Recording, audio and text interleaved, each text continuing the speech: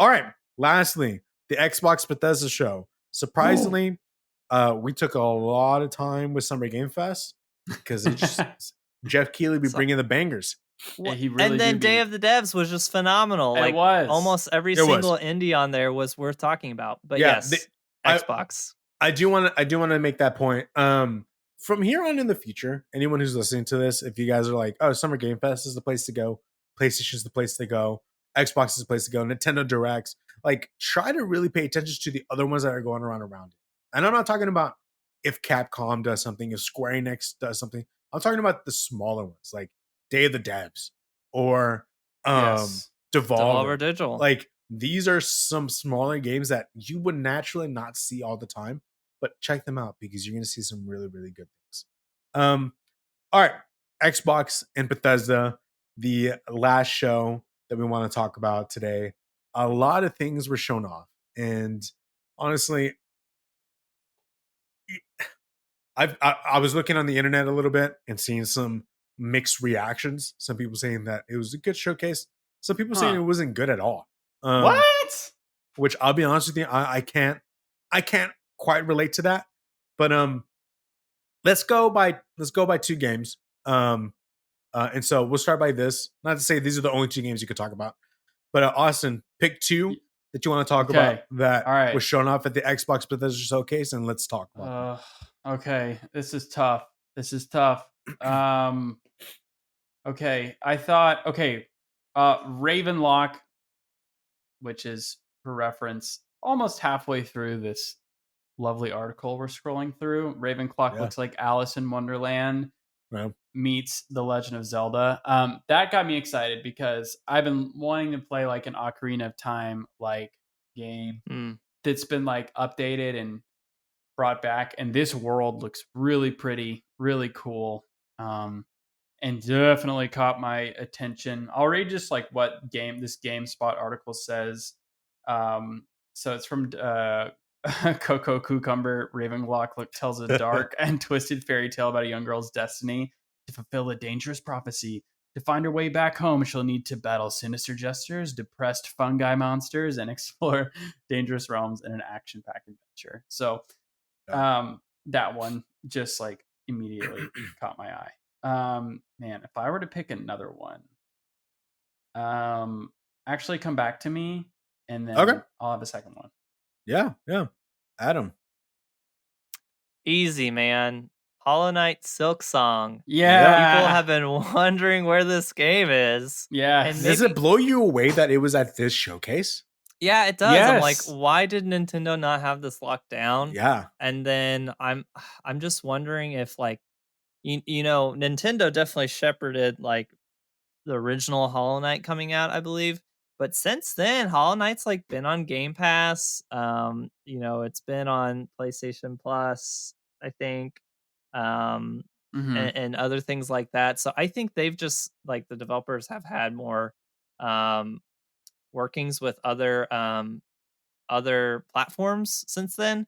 And I don't remember who I was talking to, but I don't think they necessarily, I could be totally wrong. I don't think Team Cherry works with like a dedicated publisher, and I don't think they really staff their own marketing people too. So I'm sure that honestly, the ease of working with Xbox from everything that we've been hearing from other teams is probably just like, look, this is the easiest thing. They're going to give us a ton of money up front to put this on Xbox Game Pass day one. Like it's a slam dunk for us. Like it is. Get this marketing out. They'll handle it. Let's focus on getting the game out. For sure. Because that's like what they're staffed to do probably.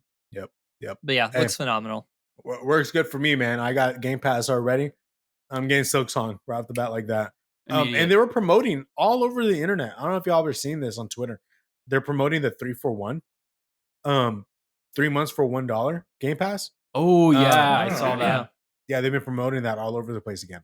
So $1. Anyone out there? I don't know if it's for new users or I don't know exactly what are the logistics behind all that. But we'll go one game at a time. That way it's easier just to flow through faster. There's obviously one big one here. I'm not going to talk about it. I'm going to talk about the fact that Hideo Kojima was shown at Xbox, which is the wildest thing. That felt weird. It did kind of feel weird. Like, you know? What is he doing at the Xbox? It's almost like Summer Game Fest needed him. Like Oh, I know definitely. we had a lot of titles we liked out of it, but overall as a showcase, it was very lacking, and it needed Kojima to show up. It definitely Jeff's did. best friend, right? Yeah, and I think what's interesting is I will say this. Look, I'm not like a fanboy of PlayStation or anything like that. Hideo Kojima going to Xbox, that's cool. It's interesting. I mean, his team is getting, I guess, that big enough to where he is definitely working on a game for PlayStation. He said it on Twitter. And he's definitely making a game for Xbox. And so, what does that look like? I do not know. Kojima is, I'm pretty sure everything that he said on that video was just marketing talk, said that, oh, we're going to utilize the cloud technology for the new game I'm making. What does that mean? I don't know. Like, come on, Kojima. What does that mean? What is a Strand game, Rob? Exactly. Oh, what does it mean to connect us all? Yeah, exactly. So, either or, I'm excited for what Hideo Kojima could be making. All that means is that we got 2 Hideo Kojima games being made at the same time. So that means more for me. So more for Rob. That's all I care about. Austin, what's your next game you want to talk about? Second game, High on Life, which is Squanch Games and Justin Roiland. The Rick and Morty brain actor. Dude. That looks hilarious. I'm really valuing games that make me laugh these days. Like, I find myself laughing at a lot of games, and I just love it. So this looks like, and I'm a big first person guy. I've always been a big first person shooter guy. So the fact that they're combining just ridiculous Rick and Morty humor into a first person shooter adventure, has me so excited. These guns, I forgot what it's like a specific species, but they're like aliens that are guns. They shoot projectiles and you wield them. And obviously with the first person perspective, you're staring right into the eyes of this character gun. It's perfect. Such a clever use of screen space for first person shooter. Yes. Absolutely. To put it right there. It is so clever. I loved this trailer. To me, it's Justin Roiland probably heard or played Boyfriend Dungeon and was like, I know this is catering to a way different audience, but there's a cool idea here where you talk to your weapons. Yeah. Let's take that and smash it with Outer Worlds. Or maybe, I don't know, or it's very Bleach too, right? To have your sentient weapon and stuff like that. So I was like, this is fantastic idea. Yeah. What's funny is that I think Justin Roiland is the best thing to happen in video games in a very long time. And what I mean is it is this comedic mind that is coming into the game space, and what everyone thought was, oh, we're making funny games. No, you're not. Justin Roiland is actually making funny games. If you haven't played Trover Saves the Universe, I've played a little bit of it. I've seen a lot of video clips of it. That game is hilarious as heck. It's that you don't need a VR headset, but you can play with VR. And there's moments where he's like, oh geez, the thing has to be this and that. And, oh geez, Rick. Oh geez, I don't feel very good. And he's telling you to do the puzzle multiple times, and then there comes a point where you do the puzzle 3 times, and he's like, skip it. And he just breaks through the wall. And you're like, so I didn't have to keep doing. I didn't have to do this. That's my kind of game. It's so smart, and it's fourth wall breaking. So I love that kind of stuff. High on Life, the fact that it's even coming to Game Pass, dude. Oh, I know. Love it. I don't have to pay $60 for it. Exactly. All these games on the Xbox and Bethesda showcase were all coming to Game Pass in the next 12 months. It made me so happy. Well, they said that, but they didn't show Silksong on that graphic with the 2022-2023 games. Oh, really? I want to be optimistic in saying that's because it's still up in the air whether it's going to be 2022 or 2023, and not because it's neither. I'm hoping that's we just don't know which one of the two. They thought they can get away with that, huh? There's quite a few things like that. There were a couple other games I heard people talking about not actually being on the graphic. That's funny. Yep. Adam, what's another game that you want to talk about?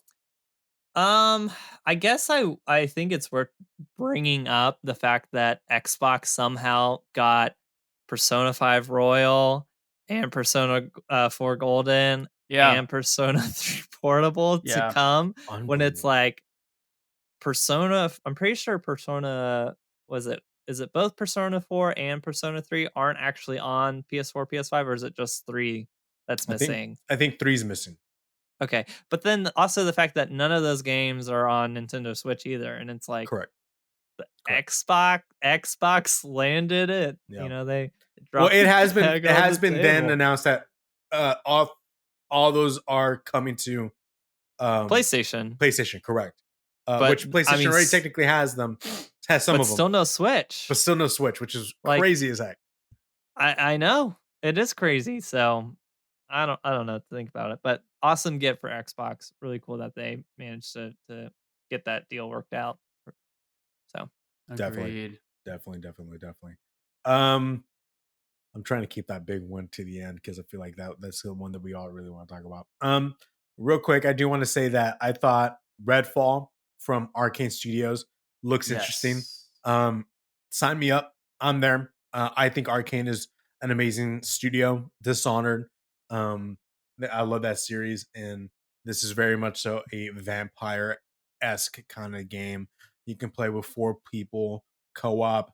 So sign me up. I'm there. Awesome. We got double up on this or something, dude. That game looks fun as heck.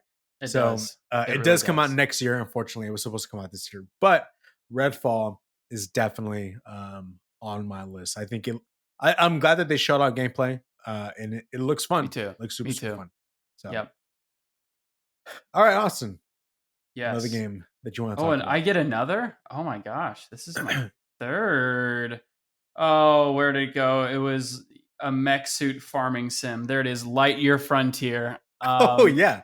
Weirdly, it looked interesting. It did. And again, it kind of made me chuckle throughout. I was like, oh, this is kind of funny because you're in this massive, intimidating mech suit, but then you're like, you know, watering flowers and doing, it's just this hilarious dichotomy. I don't even know how to describe it, but I was really interested in that one. Farming sims are just, again, great way to pass the time if you're finished a day of work and you don't want to play Elden Ring and pull your hair out. You just want to be peaceful and zen. Yeah. This looks like that game. I love Elden Ring. I love that game, but this looks like, opposite vibe. Mech suit. You're in a big, intimidating mech suit that looks like it's like a tractor. Got tractor looking parts to it. And you're just farming on this beautiful little planet of yours. So I'm excited. I definitely gonna want to play that one. Game Pass, all about it. I'm there. Sweet. Adam, is there another one that you want to talk about, or you want to hit the big one? I'm ready to hit the big one when everyone else. I don't even know what the big one is. All right, big one here. I mean, guys. obviously. Starfield. Oh, duh. I thought, what's the big one? It was obviously Diablo 4, guys. Come on. Obviously. Actually, to be fair, Pentiment actually looks really good, but yes, Starfield. Okay, we finally get to see the gameplay to Starfield, and I learned some news today that really completely changed my entire mind of it. And but I'm just gonna go based off of first of what I saw. The game looks amazing. It blew me away that it was actually made by Bethesda Studios. Like Fallout does not look good to me at all. If anyone knows me, I've always been a hater of Fallout. I've always been a hater of Skyrim. I think those games look janky as heck. They look good. And weirdly, this game does look good. It looks really good. I'm really intrigued as to what the story is. There's just a whole atmosphere to this game that I'm so excited to jump into. The worlds, outer space, creating your ship, creating your character, the economies of everything, to go and mine all these different resources around these worlds. It looks so cool. I can't wait. Adam, what do you think? Yeah. I have a interesting relationship, I guess, with the Bethesda games. So, like, played a lot of Skyrim, a lot of Skyrim. Played a decent chunk of Fallout 4, and it's like there's something about how Bethesda makes their like skill trees and like character creation and like classes and their skill leveling that just like hacks my brain, and like, man, I love it, and it's so good. But I really just don't also care for like their first person like POV and like how you kind of just like float through the world rather than. And I know they have the third person option, but there's like a lot of actions that are just much harder to do in that camera view. So like really, it's like encouraging you to do first person. But I think that this looks good. I also love shipbuilding. I've wasted lots of hours on Kingdom Hearts Shipbuilder. Oh yes, gummy ships.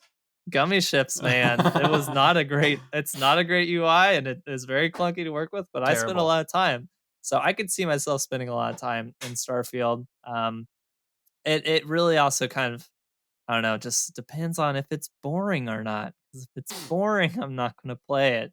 Or if it's like, how do I put it? Almost like if there's zero direction on story, or if there's like too many branching options of what you could do and all are kind of like equally like meh, then it's like I'm just gonna fall off the game.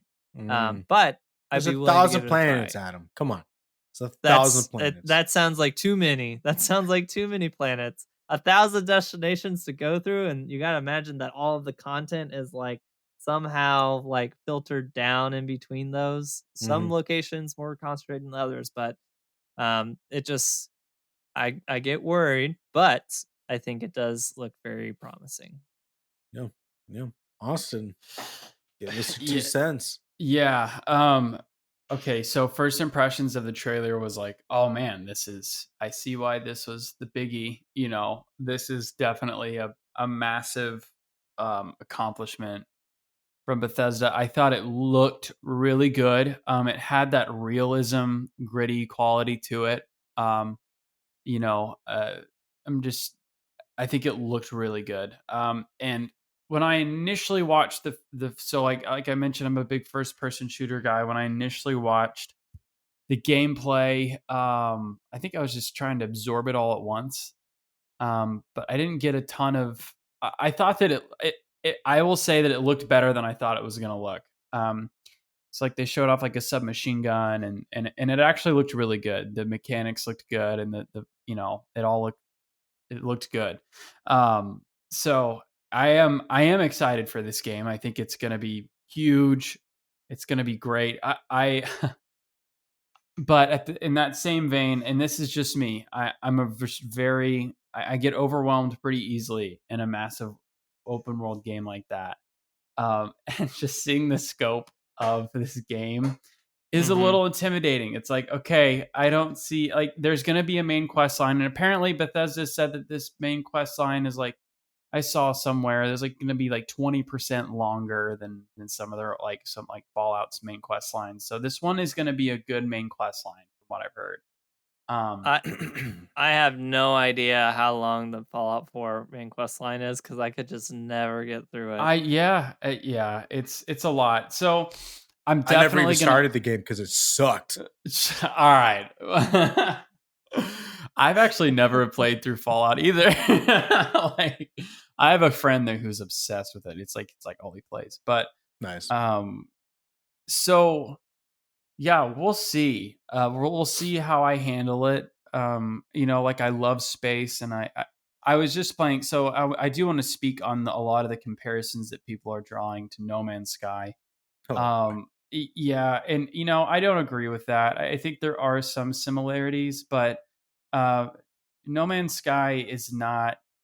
Well, first of all, you know, No Man's Sky is like a completely nonstop, completely linear open world that basically goes on forever, and it's whereas I believe Starfield is. They said recently that you will not be able to lift off from a planet and without a transition flight into the atmosphere, That's space, the info I was talking about. So there's that difference. The first person shooter combat is obviously not really in No Man's Sky. I mean, there's some little bit here and there. I was just playing No Man's Sky today because I was like, okay, I want to hop back into this, and I played like 20 minutes of it, and I was starting to just be like, what am I doing?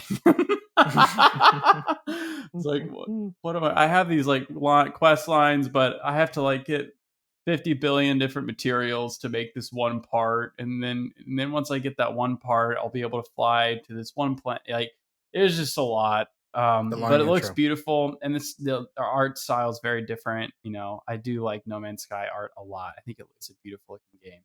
But anyways, I think there are good stark differences between the games. There are some similarities, but I think, yeah, I don't know. I still don't even know what to gather on it. Honestly, it's so big for my simple brain that I can't even wrap my head around visiting every single planet. So we'll see how I handle it. My final thoughts is just the fact that I think I'm disappointed that you cannot take off from the planet to go out in space. I honestly, that is a pretty cool feature.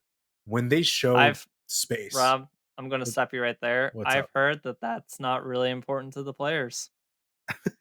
Really? Just Rob. Rob, your opinion doesn't matter. That was an actual. It was a quote from Todd Howard. That is a quote from Todd Howard. Yeah. And I think it's probably taken out of context a little bit. I think it's made to seem much worse than it is. I assume that he's like, I don't know, done some kind of research into what their core, players are interested in doing, and it's not as much that level of sim as much as it is like other exploration and narrative. So I think that it's like, if we spend the time and resources on developing that piece, it takes away from the other pieces which we think are much more important to our players. That's my takeaway. Well, the only reason why I want to make this as a point is the fact that I don't think this game is as big of a scope as we actually might think it is, because and the only reason why I say this, and I don't want to take too long by saying this because I know we're running out of time. I just, with No Man's Sky taking it off and coming back in, you could come in on any area of the world wherever you want to at any point. If the only way you can get back into the planet is through certain ports, well, if that's the only way, well, then are you only sectioned off by these ports, so you're technically not able to discover the entire planet? Does that make sense?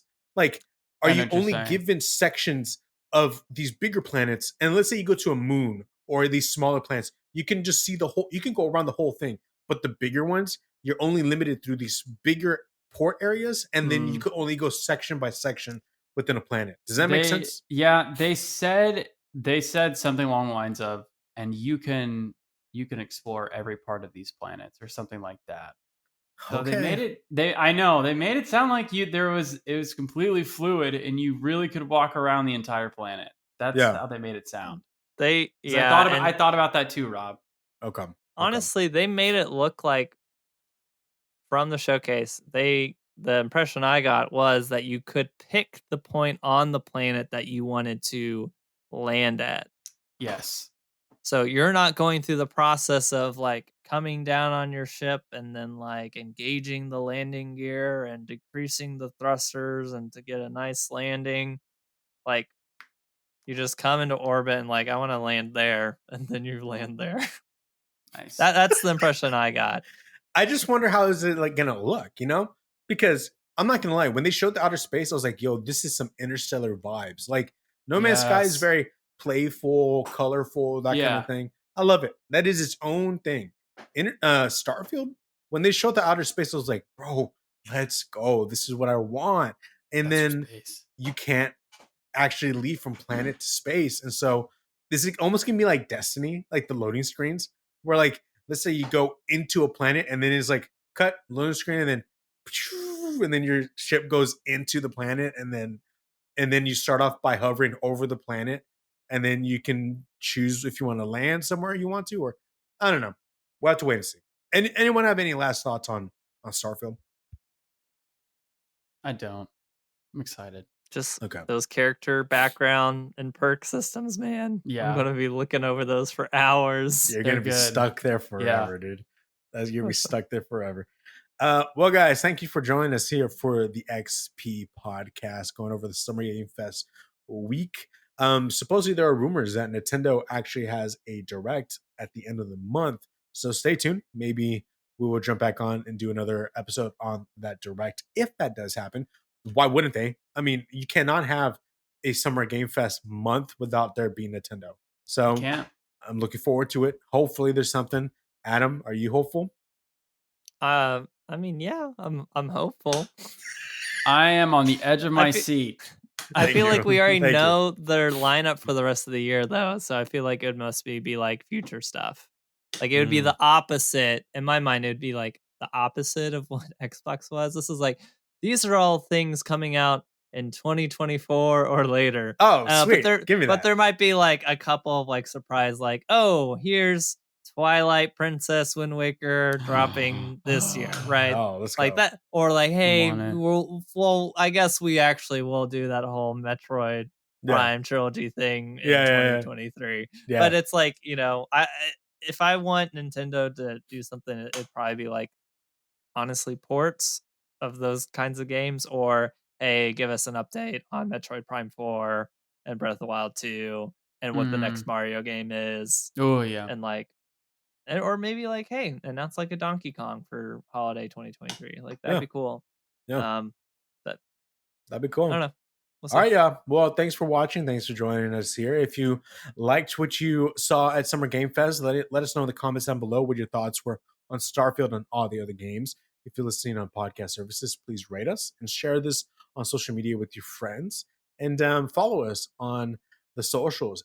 @Ambitious Casual is the tag, so you can stay up to date when new episodes are released. Until next time, Adam Austin, thank you for joining me here for the XP podcast. We will see y'all soon. Goodbye. Bye. Play indie games.